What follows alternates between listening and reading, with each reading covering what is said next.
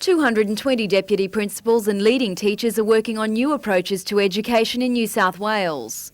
Changing education is the theme of our conference, and that's about bringing in changes, particularly with quality teaching, quality learning into schools. Welfare issues will be one of the topics on the agenda, teachers looking for ways to encourage students to enjoy going to school.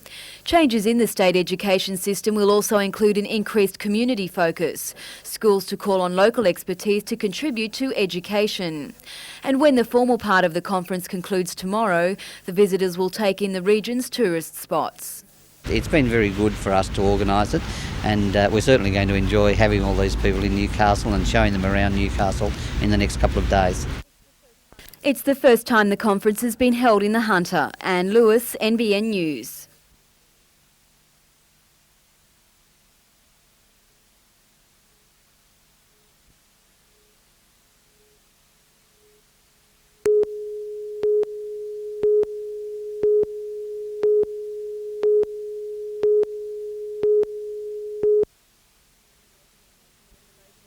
An emotional testimony was given by Jerd's de facto, 26-year-old Christine Brennan. She told Coroner Gould that it wasn't unusual for herself and Jerd to have arguments after drinking. Miss Brennan said she doubted Jerd could have hung himself. He wasn't easily put down and definitely wouldn't have given up. She added to her statement that she asked a policeman to keep an eye on him. When asked why, is he suicidal, she said no, but I'm worried about him. The court has been adjourned until December the 14th. Meanwhile, Robert Jerd's parents are pleased to see renovations to Taree Police Station. They're building new cells, and I find that it's better for the police that they'll be able to watch them. The most important thing is that other people won't have to go through what we've gone through. Tracy Walsh, NBN News.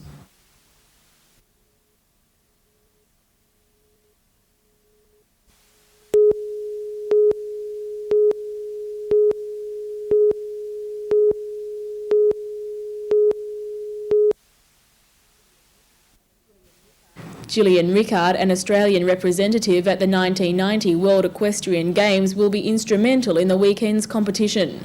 A Sydney resident, she's been invited to conduct a coaching clinic and judge the championships. Gillian's aiming for the Atlanta Games and sees potential in North Coast riders. Among them, Sue Bunt, who's ridden this Andalusian to the national championships for 3 years in a row. She's ranked among the top 10 in the state in that class. Because this area is getting so big in horses, we've got instructors coming and moving to this area. So we have some good instructors here as well. Yoni Bunt is tipped among the favourites at the novice level. She, with other riders Tamara Thurling and Rhiannon Isaacs, won tests at the National Young Riders Championships in Sydney. Events start at the Taree Showgrounds tomorrow and end Sunday afternoon. Tracy Walsh, NBN News.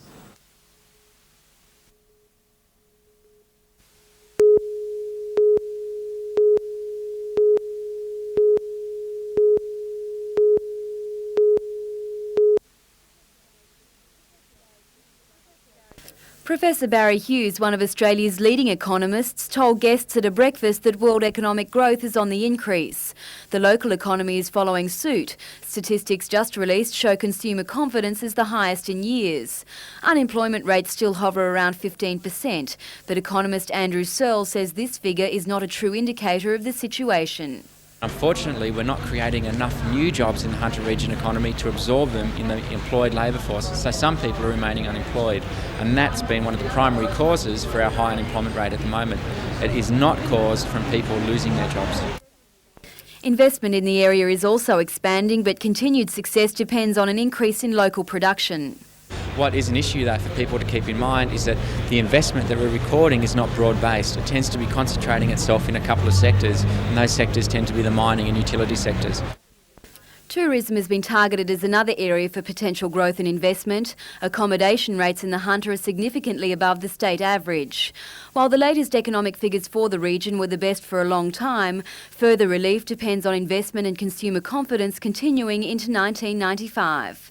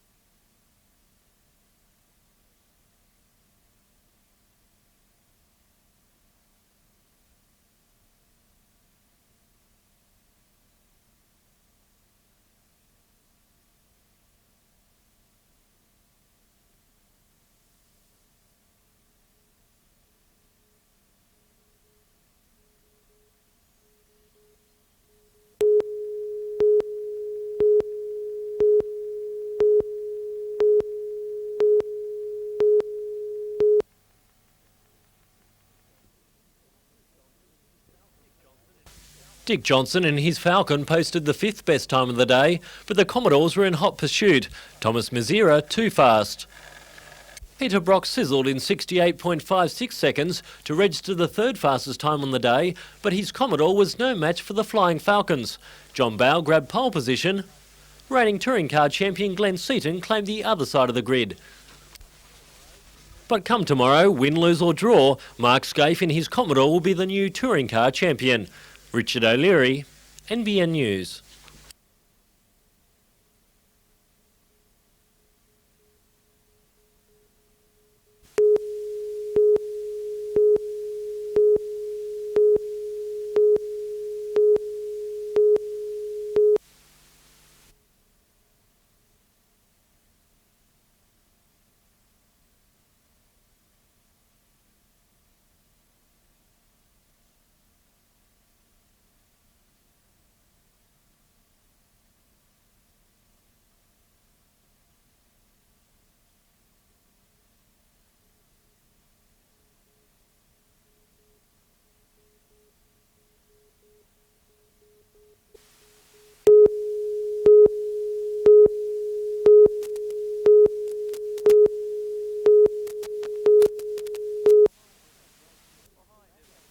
Behind every great team is a backup group to urge their heroes on.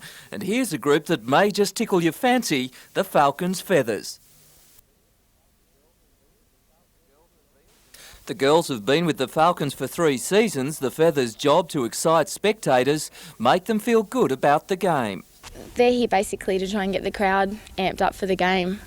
Well, you know, just to get the crowd involved more, and that's been working so far, so it's been good. But it's not all glamour and good times. The girls work hard on their craft, training 3 times a week, going over and over the routine. There are 8 girls in the troop, selected from about 40 who tried out. And there are no romantic links between the dancers and the players. Everyone just good friends. Everybody gets along good, which is, you know, we've all got to work together, so we have to.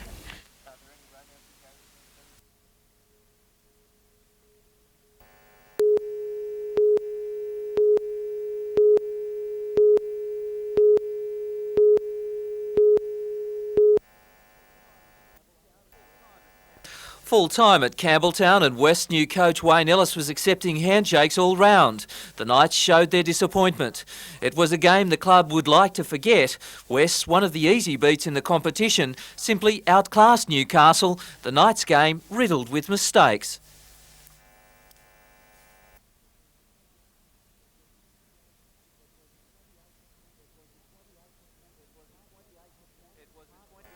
It was a 28-14 heartbreaker, not that dissimilar from last week's shocker against Souths.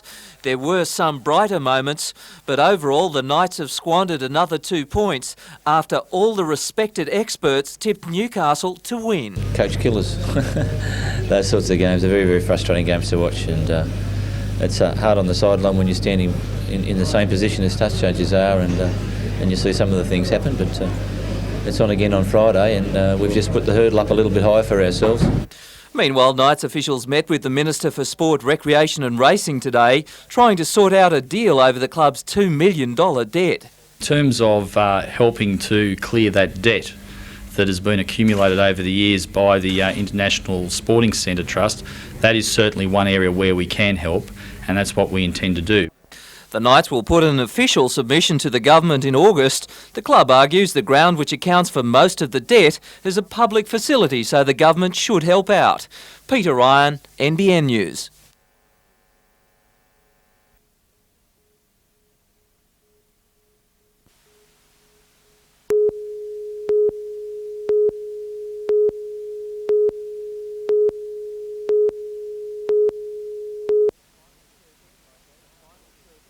The final 13 locos in an order of 31 arrived on the Mirabella, and the delicate task of unloading the 165-tonne champions, as they're known, got underway. The 3 megawatt locomotives will be used to haul coal from the Hunter to the port. It's the 3rd shipment of the locos manufactured in Canada by General Motors. Just a little bit. Just a little bit. Go ahead. You got the weight on it. Well, you got the weight on it? It's a 15-year deal between GM, Clyde Engineering and Freight Rail. Clyde will build 55 additional locomotives near Mittagong. The total cost $750 million. Meanwhile, an investigation is underway as to who should pay for this gaping hole in the side of coal ship An Angel Solidarity. The vessel was moving from one berth to another at Kooragang when it rammed against the wharf. Workmen estimate it will take at least 8 days to repair at an estimated cost of $250,000. Peter Ryan, NBN News.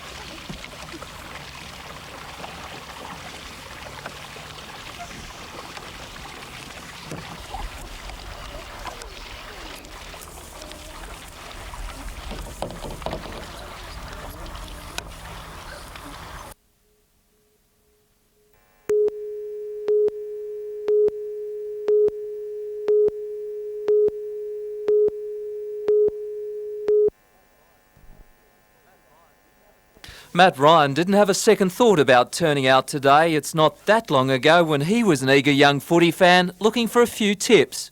When I was growing up, we never sort of had much drills and skills and the basic behind league. You know, it was just get out and play the game and then come back the following week and play again. So, I reckon it's great for them, and you know, it helps the development of them, and you know, they'll be better for it in the future. On Saturday, Ryan broke his arm in a game against the Cronulla Sharks, but the country first and country origin player is hopeful he'll be ready for the semi-finals. But he had more important things on his mind, making sure the next round of Morie's rep players are ready for the big time.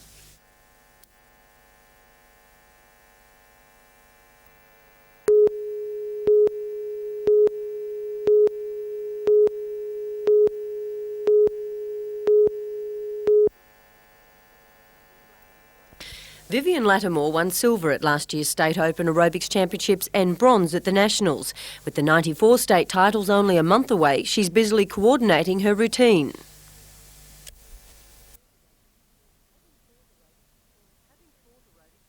Having taught aerobics for 12 years and competed for 4.5, Vivian is sharing her experience to help others break into the championship scene.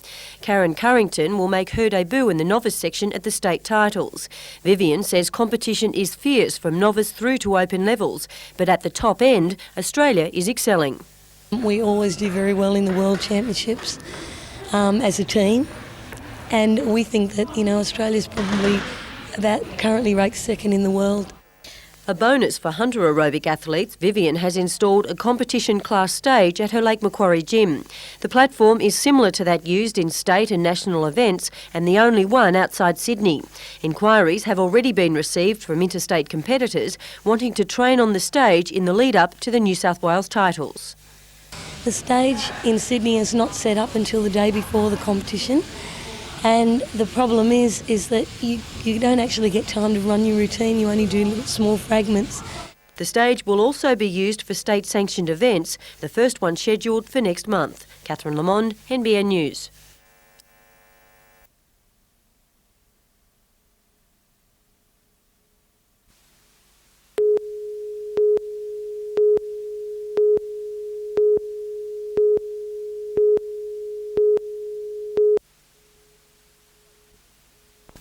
Breakers General Manager Pat Clark called a meeting today to announce the club's imminent death.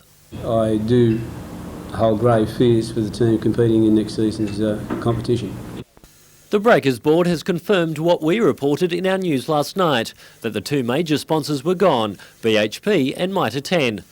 Mitre 10 knew it was going to dump the Breakers 4 weeks ago, but only told the club's board last night.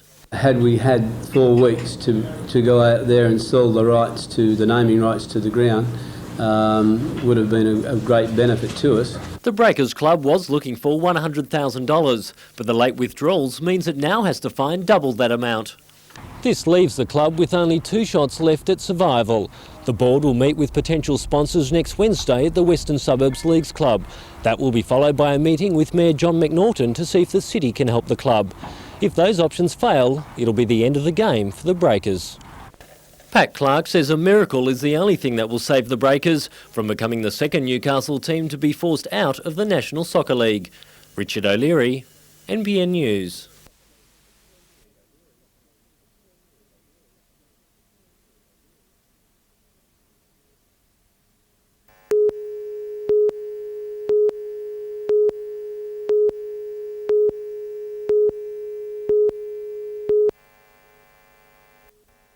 Staff at Sandgate Cemetery were horrified at the destruction. In all, 45 graves desecrated, some dating back to the 1890s. It's believed the vandals carried out their work in the early hours of Wednesday. It's thought they started at this tomb, knocking over a statue of a little boy playing a violin. The monument is a replica of the 13-year-old child buried at the site. The grave was opened when the statue smashed through the roof of the tomb. The lead-lined coffin is cracked at one end. It will have to be treated before the tomb is resealed.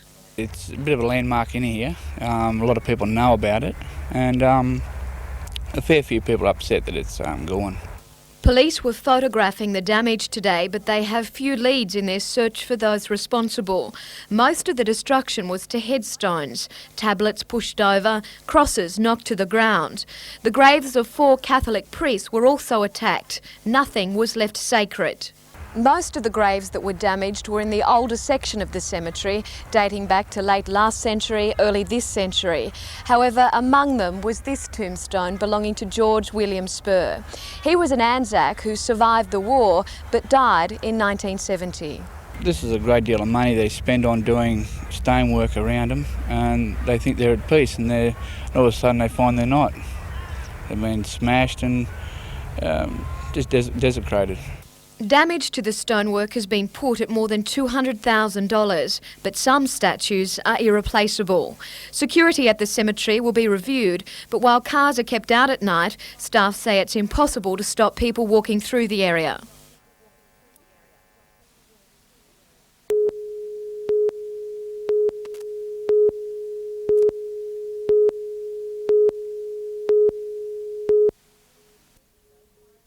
Two weeks ago, fire destroyed this Newcastle house, the cause an electrical heater. And I think over the last number of months here in Newcastle, we've had a number of fires that are related directly to electrical heaters and combustible heaters. But Newcastle is not alone. Situations like this have flared throughout the state. All too often these fires start with heaters being knocked over, people putting flammable fabric too close to the radiator, or the appliance being used to dry clothes. However, electrical and wood-burning heaters aren't the only cause for concern. Last year there were 4,500 house fires in New South Wales. Around a third of those occurred during the winter months when the use of electrical appliances increases dramatically. We've had a number of tragedies, not only in this area but all over the state, which are directly related to appliances or electrical appliances. Tragedies that can be avoided by minimising the risks. If we look at clothes dryers, make sure the lint is clean. Make sure that when we take our clothes out that we air them properly. With electric blankets, we make sure that we roll them, don't fold them if you're going to take them off the bed. We have on the market today a number of power boards where you can put in double adapters, and it's very important to make sure that we don't overload those circuits by piggybacking. Catherine Lamond, NBN News.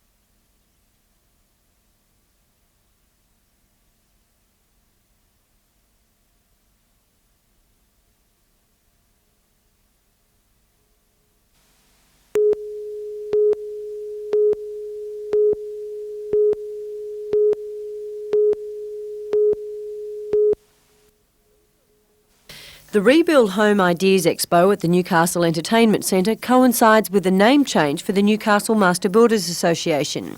The organisation's building display centre at Broadmeadow will now be known as the MBA Home Ideas Centre. At the expo, more than $500,000 worth of kitchens and bathrooms are on display, providing everything the new homemaker or renovator could need.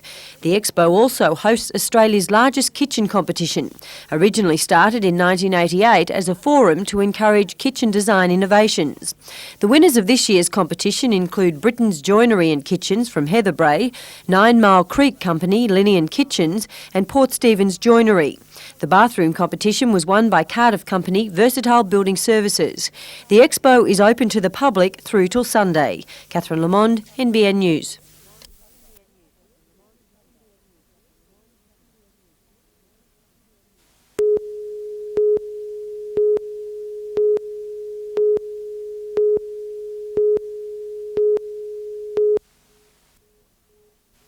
"45-year-old John Vickers was found barely alive in the car park of the Doyleson RSL Club on the Central Coast last year. He'd been shot through the head and died in hospital the following day. Stanley John Maguire, also from the Central Coast, turned himself in to police. The suffering we've been through as a family. My boys, my girl and lost a father. Newcastle's Supreme Court heard that on the night of the shooting, John Vickers and Stanley Maguire had a fight in the RSL club. Mr Maguire came off second best and was asked by club staff to leave. He did go home but soon returned armed with a .22 rifle and 87 rounds of ammunition. He was seen waiting in the car park for Mr Vickers. The prosecution's case was that it was an execution-style murder. It alleged Mr Maguire ran Mr Vickers down with his vehicle and then intentionally shot him through the head. But that was a proposition the jury rejected. They chose instead to believe Stanley Maguire's version. He conceded he returned to the scene with a gun, but said, "We were both on the ground and the door was open, and I was struggling to get in the door, and I was grabbing at the gun and it went off." The jury found Maguire guilty of manslaughter, not murder. Son David reacted angrily to the verdict. The man has been on bail for 14 months. 14 months that we have sat and waited to hear this. And this is just incredible. Stanley Maguire will be sentenced on a date to be fixed. Jane Anderson, NBN News.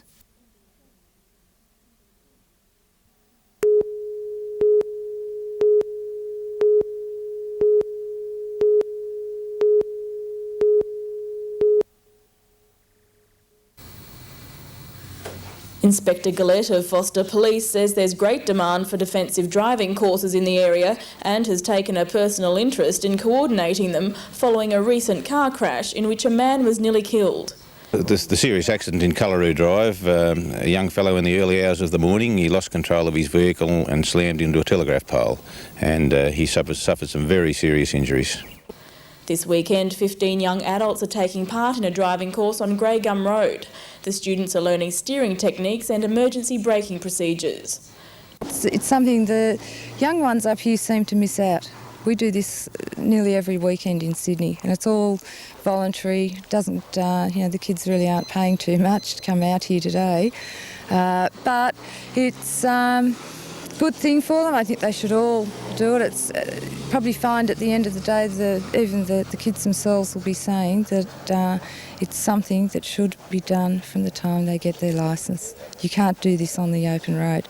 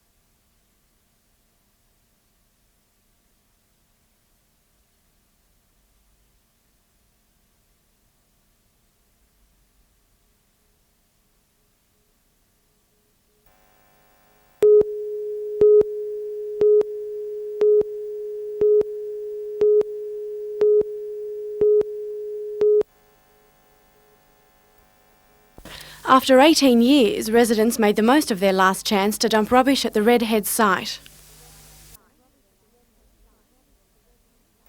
Locals, council members and staff braved the cold to help Councillor Kilpatrick lock the gates for the last time. After 8 years of active campaigning, we're certainly delighted that the tip is closing. Council plans to establish a waste transfer station at Gateshead, but problems have held the project back. We're going to have to work on the waste transfer station pretty soon because there is no facility to tip on the eastern side of the lake now. In the meantime, residents can either make use of the free pickup offer by council or make the trip to the city's only dump at Awabba. The planting of this tree marked the start of a project that will see the old Redhead dump grassed and rehabilitated. Amanda Bolger, NBN News.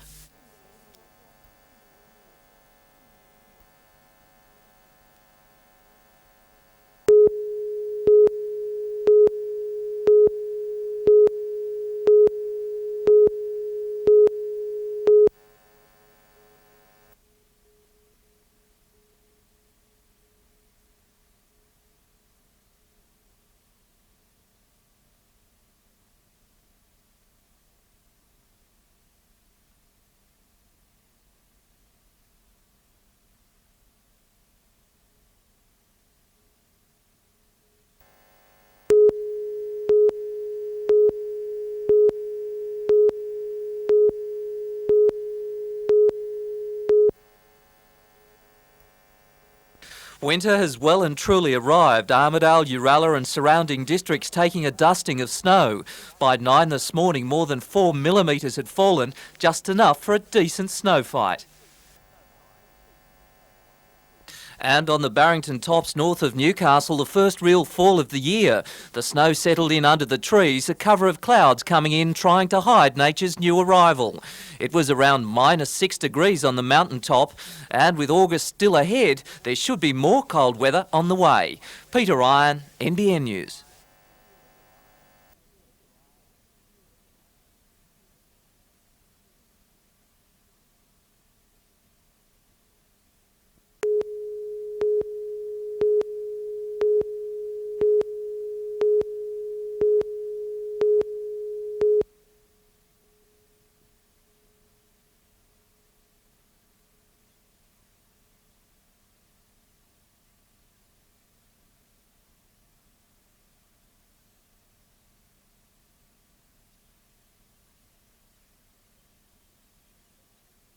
The supporting act set the mood for the play, offering an enthusiastic display of traditional Aboriginal culture. The tour has been mounted by the Kimberley Aboriginal Medical Services Council, and the cast includes both Aboriginal and non-Aboriginal members. The play adopts a more conventional method of educating, using live theatre and humour to get across a serious message. It just deals with issues that happen in everyday life, certainly highlights some aspects of relationship and the effects of drug and alcohol and HIV/AIDS particularly. A very powerful message and very well presented. Now, is it...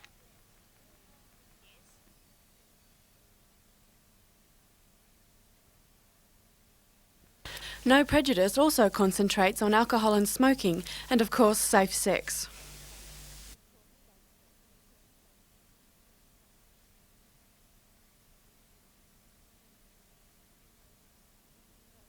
Written and directed by Richard Mellick, assisted by Josie Lawford, this form of teaching has been well received by young audiences. Certainly our target audience was students year 10, 11 and 12, and we've got great representation throughout the district. No Prejudice will go on to Bogabilla before travelling to Brisbane and then Perth. Amanda Bolger, NBN News.